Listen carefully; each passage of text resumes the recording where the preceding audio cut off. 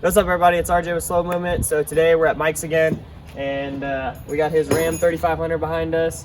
He is going from a RevMax 700 series transmission. He's upgrading to an Allison 1000, which, by the way, the RevMax 700, brand new refresh after he pulled it out. It's for sale. So if anybody's interested, you Ram people, you know, if you want to build trans, hit him up.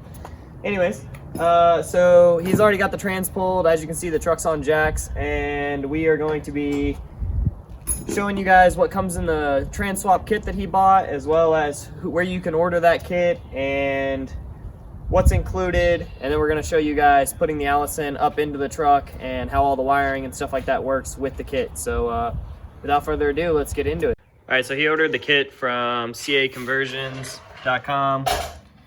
And so this is generally what comes in the kit. He's put a few things onto the trans and transfer case already, but you get your trans computer, your wiring harness, all your miscellaneous hardware, a starter from XDP starters, flex plate, adapter plate, torque converter, some instructions for some very specific things that you have to do with this kit, the trans mount itself, and then so he got the trans and transfer case. It didn't come in the kit, but then it also comes with the little adapter to go from his Ram to the Allison, as well as the adapter spline shaft, and he's already got all that in, and then the shifter linkage selector that goes from his Ram to also Allison. So I totally forgot to film this in the beginning, but we started with Mike's truck up on jacks, and then he had the stock transmission already pulled out. And so we just had to basically slide all our parts under, the adapter plate, the trans, and everything like that. So we started with just putting the adapter plate up and starting to put it in place. The other thing I forgot to record is there is minor trimming that's required to do on the block. There are basically these small little ears that come off your iron block. And you do have to trim them slightly to be able to fit the adapter plate and the starter on. So we had already partially done that to first put up the adapter, and then we ended up trimming up a little bit more, though we could get it to fit perfectly with the starter on. Alright guys, so we just got the adapter plate on, or seated I should say. It's not torqued yet, but you do, with this kit, you do have to clearance your engine block a little right around the starter area, just because this part comes in, so that way the new starter can sit up back here. You can see up there we had to clearance a little, right here we clearanced a little, but now it sits flush.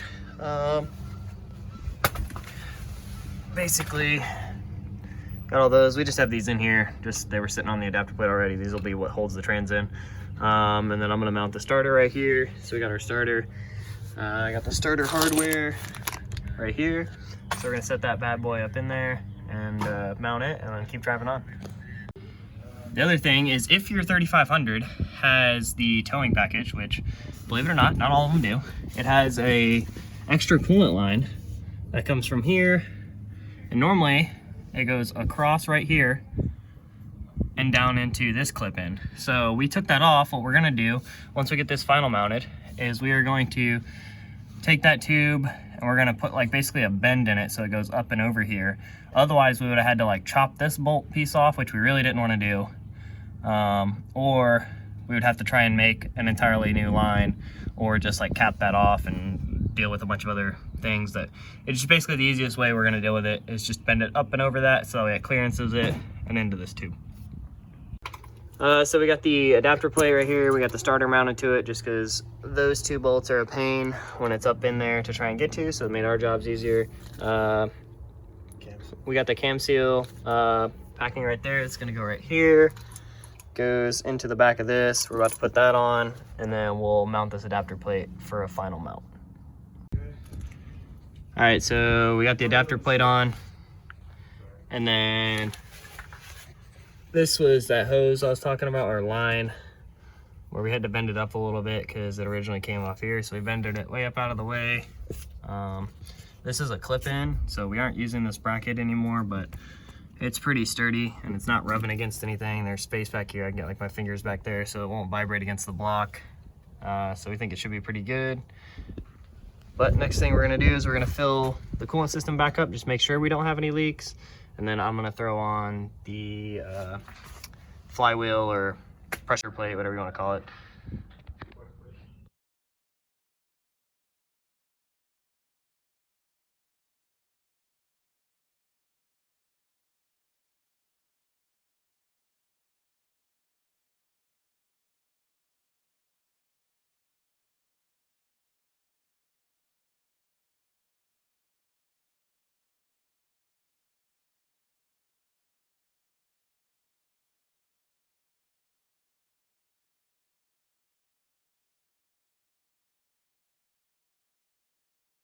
All right, so Mike's cleaning off the torque converter. We're gonna kind of pre-fill the torque converter. And then after that, we're gonna service the trans so we can throw it in there. So after some struggles, we realized that our torque converter wasn't fully seated in the trans, but we dropped it down, put it back in, seated it, and then the trans honestly slid right in once we were done being idiots. So we got the bolts kind of seated. We don't have the very, very top one seated, so he just pulled we had the motor tilted slightly so we could get the trans in a lot easier, which I promise if you're doing this swap, you're gonna wanna just tilt the motor, because how big this trans is, it touches up there and touches the bottom of the cab without having the motor dropped, and it's just 10 times easier to line up. So he's gonna sink down the top ones, and then we're gonna kind of start messing with wires and plumbing and measure up. We're gonna get the transfer case on and then measure up for the drive shaft.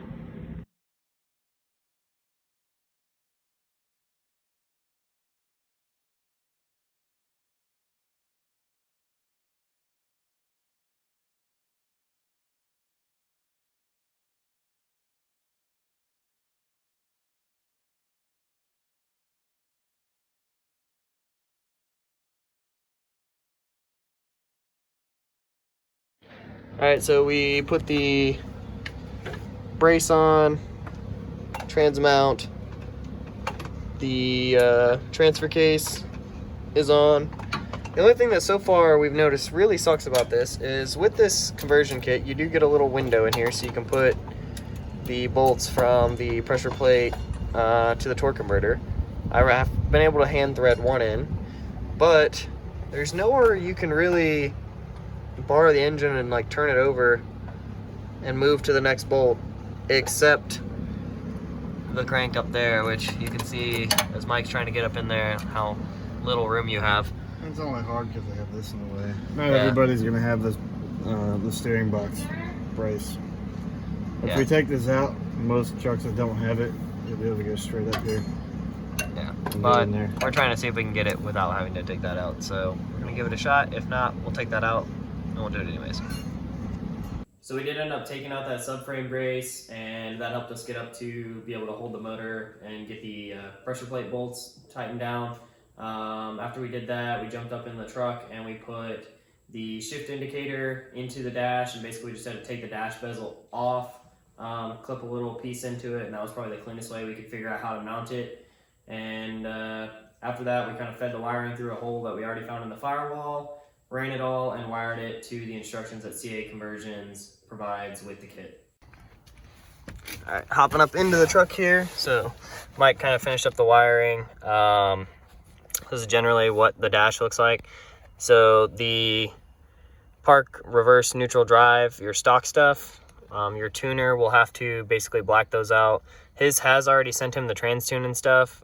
We just got to get with the tuner to get those lights turned off basically in the tune. And then from now on, when you do park, neutral, so you got park, reverse, neutral, drive, and it'll show you what gear you're in, and then manual. With that, since Dodge stock doesn't have a little manual mode, they just have this little plus minus next to the drive, and normally you just hit this. Mike had to go, and under here, in there, there's like a little tab that you have to trim to allow this lever to go down and into manual. So the Allison actually has like a full-on linkage slot for that manual. All right, so climbing under the truck, you have the 4 wires that come off this connector that goes to the shifted linkage. So 2 of those, a purple and a red, end up going to a ground, which we ground on the pole right there. Another one goes to pin 3 on the factory Chrysler connector, and he had that zip tied and taped all up there on like the really large factory Chrysler connector. And then the other purple one went to a pin for the reverse lights, so that way the reverse lights come on when he puts it into reverse. Looking at the coolant lines, so this is kind of what Mike was talking about in his part of the videos where he squished it onto the hard line and then ran them into the trans with the flex lines. so it all kind of still ends up getting a clean look. He used just a zip tie with like a spacer, or using another zip tie as a spacer on there to keep the lines from rubbing on against each other, but also to keep them still together. And then clamped it all the way up using some factory hardware and clamping it to holes available on the Allison transmission. So we also, last thing under the truck is we got the drive shaft back from the drive shaft shop after, so they shortened this section for us, and then balanced it. We put it back in. He is still waiting, so the front drive shaft isn't in. It has to be lengthened. Once he gets that back from the drive shaft shop, we'll throw it in, but I mean, it comes out the same way it goes back in the same way it came out stock, so there should be no issues there because you got a Chrysler transfer case with a Chrysler front diff. The drive shaft will just be longer, so everything like that up there will go in stock. All right, so we're gonna drop the truck down. Mike's doing a quick trans fluid check, just make sure that we're good, and we're gonna go for our first test drive. We're gonna try setting up the self-learning. So we have some steps that CA Conversions gave us to work with the self-learning part of the trans, and then hopefully it should just be smooth cruising after that.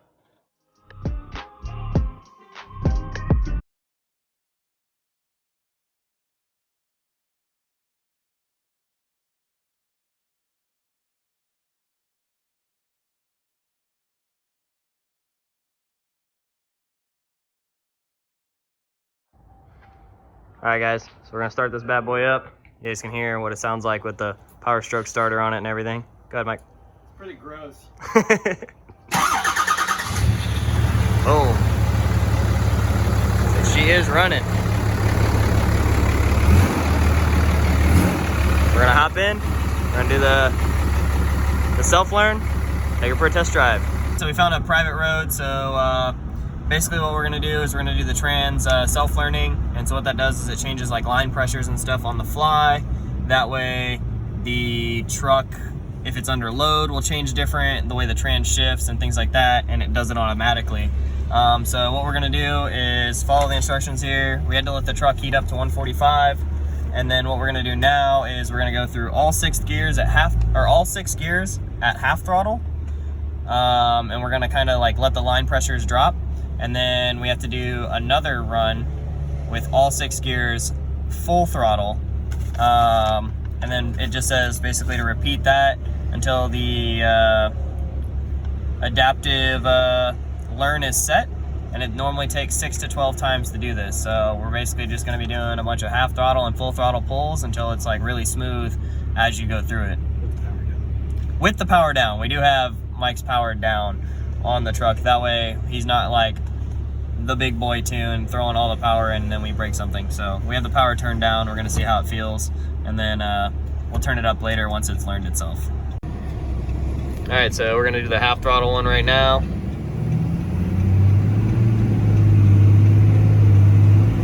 So you can kind of hear the trans is it's kind of doing like it almost sounds like it's slipping, but it's basically because it's like taking a pause and it has like a delay in the shifting. So we're doing that, and it takes a minute.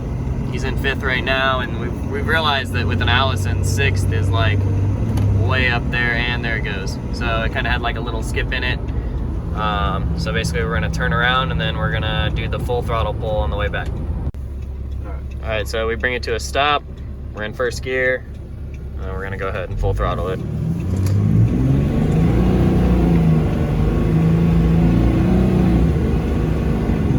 So you hear the trans still kind of has like a little bit of skip to it, but it's catching. We're in 5th gear, climbing almost 90. Fuck, shift! We're running out of road. Oh, thank God, it caught. Let out of it. It caught 6th right at the end. We're pulling up on 110 there. Yeah, we're rolling on 110, and we're kind of running out of road here, and it turns into a curve. So and the power's all the way down. and the power's down all the way. But it didn't slip though. It did not slip, so that was really good. That was a really good first full throttle pull. So we should have about 6 more of those to go at the minimum. So we're gonna get turned around and just keep doing it. Now that the trans learning is complete, one thing that we ended up doing in reaching out to CA Conversions about was being able to do the full throttle and half throttle pulls, both all the way 1 through 6 gears. We were having issues finding a road and it just kind of being sketchy to do a full all the way through 6th gear pull of in his such a truck that was so large. So what we ended up getting back from CA Conversions is you can just do 1 through 5. The trans learn will still just be fine and it'll act normal. Even when you're in 6th gear at highway speeds later on, just doing normal cruising. So just keep that in mind. You can do 1 through 5.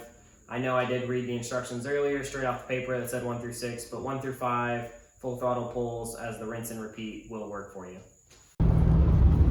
So we're like daily driving the truck around right now. Last night we did the TCM kind of learn. So we got it all good to go. Trans is shifting pretty smoothly. It downshifts smoothly. You don't have like that clunky like Chrysler feel when it downshifts. Like, sorry, no offense to all you Ram guys and stuff like that. Like Mike is a Ram guy, and he admits that it has a clunky downshift when it just kind of naturally comes down. 68s drive like shit. Yeah, there you go. 68s drive like shit. You heard it from the Ram man himself. But anyways, yeah. So we're gonna go wash up the truck. Just kind of, it's been sitting on jack stands with this whole project and stuff, and we've gotten fluid on it and stuff. So we're gonna go wash up the truck, drive it around, just kind of enjoy it, and then do like a little bit of talk about how it truly daily drives, and then wrap up this video. All right, you guys, I hope you guys enjoyed the video. I know Mike's super happy with the swap that we just did. Yeah, it's pretty good. It's a lot better than I expected it to drive. It's actually really smooth where it needs to be, but you feel the nice, crisp, firm shifts, you know, when you want it there. Doesn't really have any gear searching problem coming around the corner, driving it in the city and highway. The power's right there where you need it. It seems to always know exactly what gear to pick, so I like it. Yeah, we want to give a shout out actually to CA Conversions. We're not being like paid to say this or do this video. We didn't get sponsored by them or anything like that, but for sure, anytime we had questions, they were there to be able to answer them. Like, their customer service on point. Definitely, if you're ever trying to look for a company to do the Allison swap, they're the people to do it. In any truck. Yeah. So they don't only do Dodge with the Cummins or anything else. If you have a rat rod and you're building a Duramax engine and want an Allison and some custom build, or you have an old 7.3, a 6.0, you know, anything you can think of in the diesel pickup truck world that will fit an Allison, they can help you.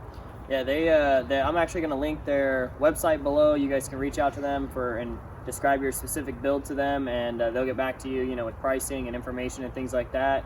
As well as, I'm going to put a link to their video. They went to a SEMA a couple years ago, and they had a video basically labeled Allison behind anything, and so behind every truck. And so basically, as he was saying, you can put an Allison into most applications, and they're the people who can make it happen. But yeah, we don't want to make this outro too long, so we really enjoyed the truck. I hope you guys enjoyed the video. We're gonna just enjoy the shit out of this thing, use it to help tow the other cars that are on the channel, and Mike's gonna daily drive it because it's his truck, you know. But anyways, if you guys want, go check out the slowmovementevents.com website for us. Pick up some merch. Helps us make more YouTube videos. It also helps us host local events around here and do giveaways and things like that.